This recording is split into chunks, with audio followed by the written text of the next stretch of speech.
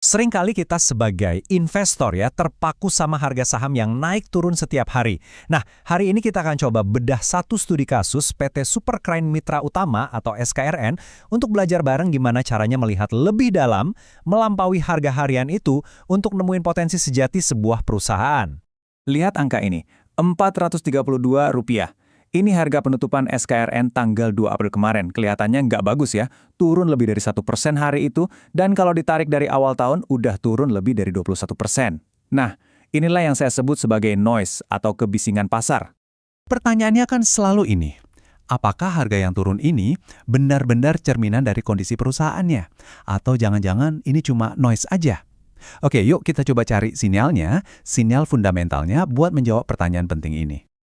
Langkah pertama, dan ini wajib hukumnya bagi investor manapun, adalah kita harus intip dapur pacunya. Kita harus cek kesehatan mesin keuangannya, gimana sih kondisi fundamental perusahaan ini sebenarnya.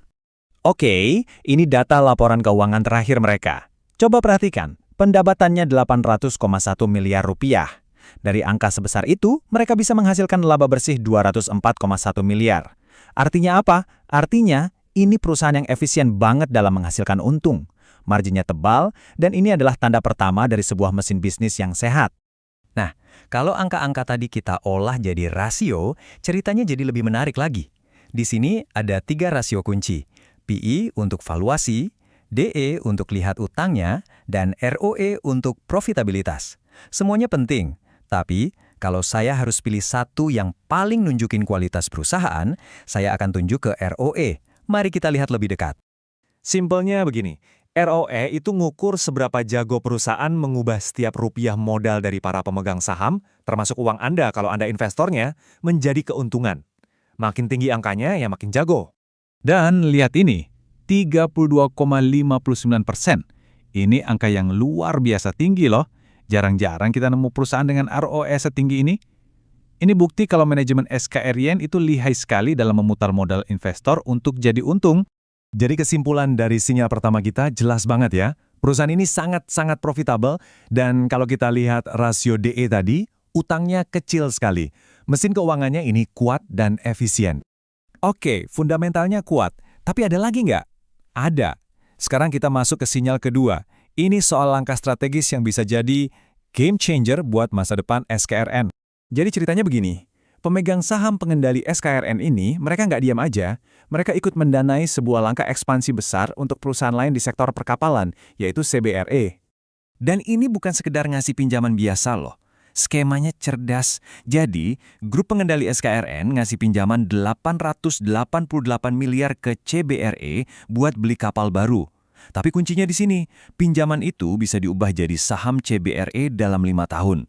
Artinya, grup SKRN ini berpotensi jadi salah satu pemilik utama di CBRE. Nah, ini dia tujuan utamanya. Kalau kepemilikan mereka nanti di atas 20%, SKRN bisa ikut mencatatkan sebagian keuntungan dari CBRE ke dalam laporan keuangannya sendiri. Ini seperti membuka keran pendapatan baru yang bisa mendongkrak laba bersih SKRN di masa depan. Oke, jadi kita punya 2 sinyal kuat. Bisnis inti yang super sehat, dan rencana pertumbuhan yang cerdas. Sekarang pertanyaannya, berapa sih nilai wajar perusahaan ini kalau semua itu dihitung? Nah, kita coba lihat hitung-hitungan para analis. Para analis memproyeksikan pendapatan SKRN di tahun 2026 nanti bisa tembus 1,1 triliun rupiah. Ini lonjakan yang signifikan ya. Tentu ini didasari dari kinerja solid mereka yang sudah ada, ditambah potensi tambahan dari deal dengan CBRI tadi. Gimana cara mereka dapat target harga? Begini alurnya. Dari proyeksi pendapatan 1,1 triliun itu, mereka hitung potensi laba per saham atau IPS-nya. Ketemu angka 36,6 rupiah. Terus, angka ini dikalikan dengan rasio P per E yang konservatif. Di sini dipakai angka 15 kali. P per E ini gampangnya adalah seberapa besar pasar mau membayar untuk setiap rupiah laba perusahaan. Dan hasilnya, keluarlah angka ini. 549 rupiah. Ini adalah estimasi nilai wajar atau fair value SKRN menurut analisis fundamental. Potensi kenaikannya cukup signifikan dari harga sekarang. Nah, disinilah semuanya jadi jelas. Di satu sisi, kita punya harga pasar saat itu, 432 yang saya sebut noise. Di sisi lain, kita punya nilai wajar hasil analisis fundamental, 549 yang merupakan sinyalnya. Ada gap, ada perbedaan yang cukup besar di antara keduanya.